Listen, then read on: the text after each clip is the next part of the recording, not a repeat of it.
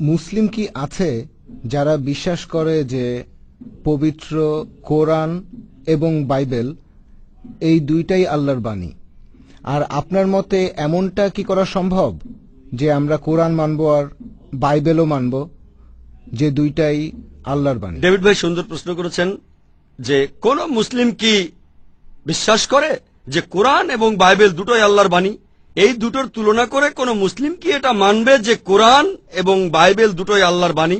যদি এখানে বাইবেল শব্দটার কথা বলেন, বর্তমানের বাইবেল সম্পর্কে যদি বলেন, এমন কিছু মুসলিম আছে যারা মানে যে বাইবেল হলো আল্লাহর বাণী। তবে যারা কোরআন সম্পর্কে জানেন, সেই সব মুসলিম যারা পবিত্র কোরআন আর ইসলামিক শরিয়া সম্পর্কে জানেন, পবিত্র কোরআন আমাদের বলছে আমরা বিশ্বাস করব ইনজিলে আল্লাহ যে ওহী নাজিল করেছিলেন ঈসা আলাইহিস সালামের উপরে।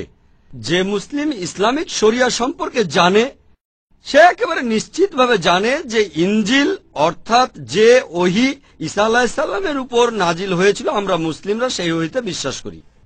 আর ইসলাম হলো একমাত্র খ্রিস্টান ধর্মবিশ্বাস যেখানে ঈসা আলাইহিস সালামকে নবী হিসেবে বিশ্বাস করাটা বাধ্যতামূলক। সেই মুসলিম না যে ঈসা আলাইহিস সালামকে বিশ্বাস করে না। আমরা মানি যে তিনি ছিলেন আল্লাহ সুবহানাহু ওয়া তাআলার প্রেরিত রাসূল। আমরা মানি যে তিনি ছিলেন মসিহ অর্থাৎ খ্রিস্ট। আমরা মানি যে তিনি অলৌকিকভাবে জন্মেছিলেন কোনো পুরুষের হস্তক্ষেপ ছাড়াই, যেটা অনেক আধুনিক খ্রিস্টানি বিশ্বাস করে না। আমরা মানি তিনি আল্লাহর আদেশে মৃতকে জীবিত করেছিলেন। আমরা মানি তিনি আল্লাহর আদেশে জন্মান্ধ আর কুষ্ঠরোগীদের সুস্থ করেছিলেন। আর পবিত্র কোরআন বলছে যে ইনজিল হলো সেই ওহী যেটা নাজিল হয়েছিল ঈসা আলাইহিস সালামের উপরে।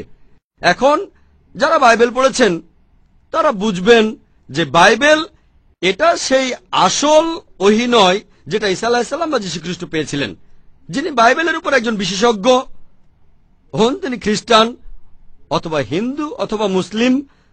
বাইবেল পড়লে আপনারাও বুঝবেন যে বর্তমানে আমরা যে বাইবেল দেখছি, বাইবেল শব্দটা এসেছে গ্রিক শব্দ বিবলোস থেকে, যার অর্থ বই বা অনেকগুলো বই। আপনারা হয়তো জানেন যে বাইবেল হলো অনেকগুলো বইয়ের সংগ্রহ, 66টা। এটা বলে খ্রিস্টানদের একটা গ্রুপ, প্রোটেস্ট্যান্টরা। আর ক্যাথলিকরা তারা বলে 73টা, 7টা বই বেশি। তাহলে এই বাইবেল এসেছে গ্রিক শব্দ বিবলোস থেকে।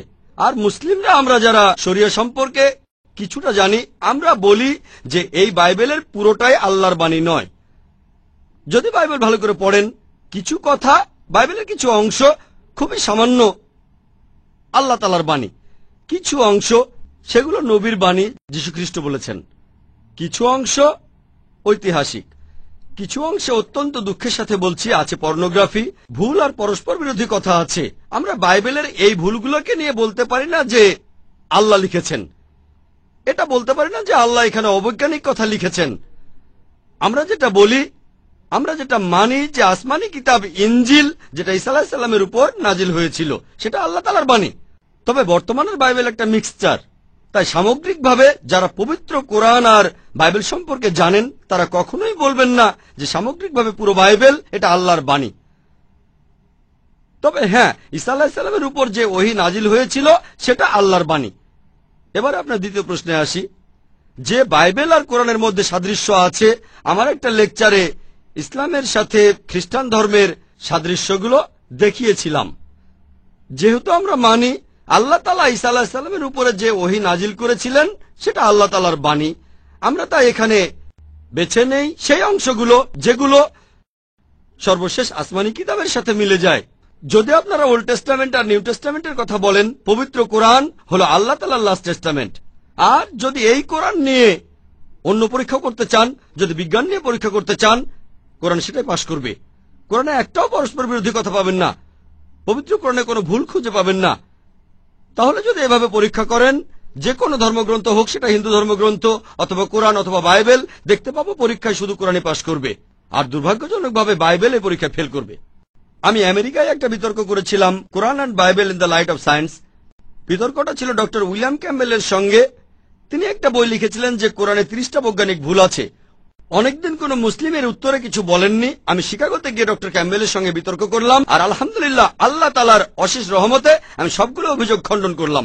তারপর আমি বাইবেলের 38টা বৈজ্ঞানিক ভুল দেখিয়েছিলাম, তিনি সেগুলোর উত্তর দিতে পারেননি। এরপর আপনি বললেন আমাদের মধ্যে কি সাদৃশ্য আছে? হ্যাঁ, আছে। আমি যেটা করেছি, আমি পবিত্র বাইবেল থেকে সেগুলোই নিয়েছি যেটা কোরআনের সাথে মেলে। আর আমরা মুসলিমরা কোনো আপত্তি ছাড়াই এটা মেনে নেব যে বাইবেলের এই কথাগুলো আল্লাহ তাআলার বাণী। কারণ আরবিতে পবিত্র কোরআন, এটাকে আরো বলা হয় ফুরকান। ফুরকান মানে যেটা দিয়ে সঠিক আর বেঠিককে বিচার করব। যদি একটা স্কেল থাকে তাহলে কোনো কিছু মেপে দেখতে পারবো। তাহলে যখন স্কেলটা দিয়ে দেখব আর যেটা কোরআনের সাথে মিলে যাবে, আমরা মুসলিমরা সামগ্রিকভাবে কোনো আপত্তি ছাড়াই মেনে নেব যে বাইবেলের এই অংশটা আল্লাহ তাআলার বাণী। এখন বাইবেলের সাথে এমন অনেক সাদৃশ্য আছে, এখানে হয়তো সবগুলো বলার সময় পাবো না। তবে এই কথাটা আগেও বলেছি যে মুসলিমরা আমরা মানি যে ঈসা আলাইহিস সালাম আল্লাহ তাআলার প্রেরিত রাসূল। তিনি অলৌকিকভাবে জন্মেছিলেন পুরুষের হস্তক্ষেপ ছাড়াই। তিনি আল্লাহর আদেশে মৃতকে জীবিত করেছিলেন। আমরা মানি তিনি আল্লাহর আদেশে জন্মান্ধর কুষ্ঠরোগীদের সুস্থ করেছিলেন। মুসলিম আর খ্রিস্টানরা আমরা এখানে এক। আমাদের মধ্যে অমিলও আছে। এমন অনেক খ্রিস্টান আছে যারা বলে যীশু খ্রিস্ট নিজেকে ঈশ্বর বলে দাবি করেছিলেন। তিনি বলেছিলেন যে তিনি নাকি ঈশ্বর। সত্যি বলতে, যদি বাইবেল পড়েন, বাইবেলে পরিষ্কারভাবে কোথাও এই কথা বলা হয়নি।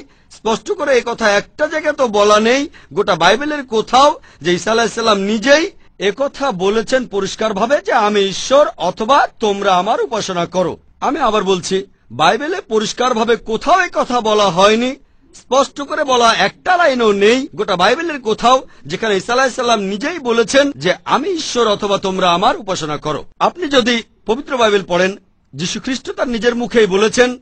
এটা আছে গসপেল অফ জন 14 নম্বর অধ্যায়ের 28 অনুচ্ছেদে। যীশু খ্রিস্ট তার নিজের মুখে বলেছেন আমার পিতা আমার চাইতে মহান। গসপেল অফ জন 10 নম্বর অধ্যায়ের 29 অনুচ্ছেদ। আমার পিতা সবার চাইতে মহান। গসপেল অফ ম্যাথিউ 12 নম্বর অধ্যায়ের 28 অনুচ্ছেদ। আমার ঈশ্বরের